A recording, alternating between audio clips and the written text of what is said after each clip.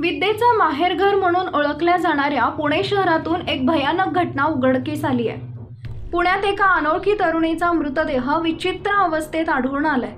या तरुणीची हत्या करून तिचे हातपाय तोडून धड शिरा वेगळं करण्यात आलंय। खराडी येथील नदीपात्रात पोलिसांना तरुणीचे धड आढळून आलंय। या घटनेनं शहरात मोठी खळबळ उडाली आहे।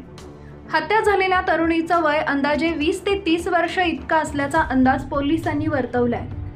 या प्रकरणी चंदननगर पोलीस ठाण्यात अज्ञात आरोपी विरोधात खुनाचा गुन्हा दाखल करण्यात आलाय। मिळालेल्या माहितीनुसार खराडी परिसरात एका कन्स्ट्रक्शनचं काम सुरू आहे। या ठिकाणी काम करणाऱ्या कामगारांना नदीपात्राजवळ एक मृतदेह आढळून आला। त्यांनी तातडीने या घटनेची माहिती पोलिसांना दिली। माहिती मिळताच चंदननगर पोलीस घटनास्थळी दाखल झाले। पोलिसांनी मृतदेहाची पाहणी केली असता हा मृतदेह एका तरुणीचा असल्याचं दिसून आलं। धक्कादायक बाब म्हणजे मृतदेहाला हात पाय नव्हते, तसेच शिर देखील धडा वेगळं करण्यात आलेलं होतं। पोलिसांना फक्त तरुणीचे धड सापडले असून मृतदेहाची ओळख पटवणं सुरू आहे। हत्या झालेल्या तरुणीचं वय 20 ते 30 वर्ष इतका असल्याचा प्राथमिक अंदाज पोलिसांनी वर्तवलाय। अज्ञात व्यक्तीनं तिची हत्या करून पुरावा नष्ट करण्याच्या उद्देशानं मृतदेहाचे तुकडे केल्याचं समोर आलंय।